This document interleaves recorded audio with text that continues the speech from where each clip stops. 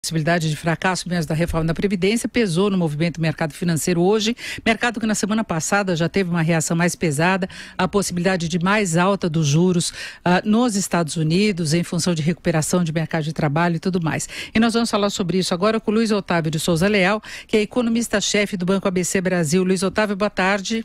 Boa tarde, Denise. Bom, Luiz Otávio, vamos registrar aqui. Bolsa de Valores agora cai 0,21%, o dólar comercial sobe 0,89%, cotação de venda do comercial em R$ 3,24. Eu queria saber como é que você está vendo toda essa situação, essa discussão em torno da reforma da Previdência. Você acha que o mercado ainda acredita na possibilidade de ela ser votada e aprovada? Denise, jogar a toalha totalmente você nunca joga, porque sempre existe uma possibilidade. O governo Temer já surpreendeu em outras vezes na área política, mas as informações, as notícias são todas negativas nesse ponto, tá? Então eu diria que hoje em dia o movimento do mercado seria muito mais positivo, com uma surpresa favorável com a aprovação, do que negativo caso ela não venha a ser aprovada, tá? Eu acho que boa parte da não aprovação dessa reforma já foi colocada no preço, tá? Eu diria que hoje em dia para o mercado seria muito mais surpreendente uma aprovação do que uma não aprovação. Agora, no caso de o governo não conseguir mesmo levar a votação, Luiz Otávio, você prevê um comportamento muito mais negativo do mercado financeiro, ou ele já começa a se ajustar nesse sentido? Eu acho que ele já está se ajustando, Denise. Eu acho que ele vai acontecer, obviamente, no dia e talvez nos dias subsequentes, algum tipo de volatilidade nas cotações, mas o que está fazendo mais preço, como a gente chama no mercado, principalmente no dólar, é o cenário externo. Tá? Então você mesmo citou, semana passada a gente teve um movimento muito forte do dólar, tá, aqui dentro, e que foi basicamente por conta de movimentos externos. Tá? E hoje também, apesar da gente ter essa volta da discussão sobre a Previdência e uma discussão e com notícias não favoráveis, quando a gente olha o movimento do real junto com o resto das outras moedas, ele não é tão discrepante assim. Digamos que a gente esteja um pouco pior do que os outros, mas não está indo na contramão do mercado internacional. Agora, o governo ainda não jogou a toalha e discute a possibilidade de alguma alteração em relação aos servidores. Isso seria um caminho, na sua opinião, ou a repercussão negativa seria a mesma? Eu acho que a gente está, talvez uma meia reforma seja pior do que uma não reforma, tá? Porque de repente uma meia reforma fica aquela sensação de que a gente não precisa fazer mais nada, tá? A necessidade da reforma vai se impor, tá? Se não foi agora, vai ser no próximo governo. Tá? E talvez um governo eleito popularmente tenha mais credibilidade para fazer uma reforma decente, tá? Porque, por exemplo, a gente está falando aí de que a gente vai chegar na idade mínima de 65 anos daqui a 20 anos. Tá? Daqui a 20 anos, provavelmente, a idade mínima necessária já vai ser 70.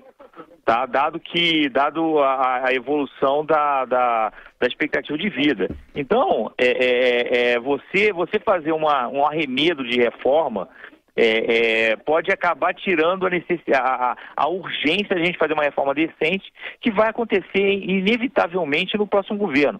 Tá? Inclusive o mercado, ele talvez não esteja tão estressado assim com a possibilidade de você não fazer a reforma, não é porque ele acha que não é necessário. Ele simplesmente acha que no próximo governo vai ser mais fácil fazer essa reforma, porque vai ser um governo eleito e vai ser inevitável. Tipo assim, vai ser uma questão aritmética.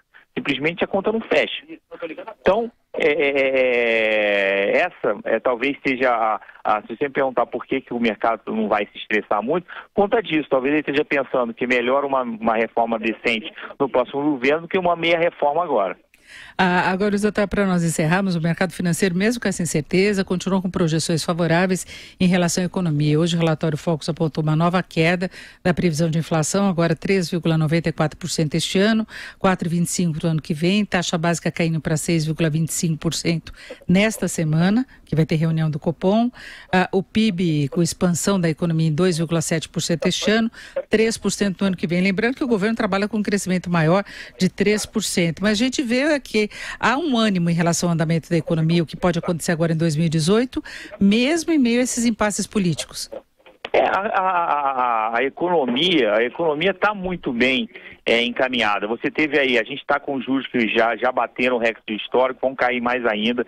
Essa queda da Selic, que ainda não apareceu totalmente para o consumidor final, começa a dar sua cara. Então você olha para os dados, por exemplo, de dezembro, a queda da inadimplência foi muito mais forte do que estava esperando. Quando você olha para o spread, ele está caindo e vai cair muito mais ao longo do ano. Então eu acho que ao longo desse ano você vai ter o repasse. Digamos que o trabalho do Banco Central nesse momento já acabou, ele já chegou mais ou menos no que seria o piso dele, mas o espaço para a queda para o consumidor ainda tem um espaço bastante razoável, tá? Isso aí vai gerar um ciclo positivo na economia, porque isso gera expectativa de crescimento, gera aumento de consumo, melhora a taxa de desemprego. Então, eu acho que, salvo você ter alguma crise lá fora que reverta muito fortemente a trajetória mais ou menos estável que a gente tem do real, tá 3,25 mais ou menos agora, mas, por exemplo, o Focus põe 3,30 para o final do ano, 3,40 para o ano que vem, ou seja, ainda está abaixo do que o mercado acha que ele pode chegar. Você tem, ou então uma eleição em que um candidato que seja totalmente averso a reforma comece a liderar e mostre que tem capacidade de ganhar a eleição, eu acho que a situação da economia brasileira está muito bem encaminhada. Tá? E eu acredito, inclusive, que o problema eleitoral ele vai se mostrar muito mais preocupante para a economia em 2019 do que para a própria 2018, porque eu acho que esse ano ainda é o consumo que vai liderar o crescimento e essas questões que eu coloquei, queda de juros, desemprego em queda, essas coisas todas vão dar sustentação para esse consumo. É certo, nós conversamos com o Luiz Otávio de Souza Leal, que é economista-chefe do Banco ABC Brasil. Luiz Otávio, muito obrigado, uma boa tarde. Obrigado, Denise, boa tarde.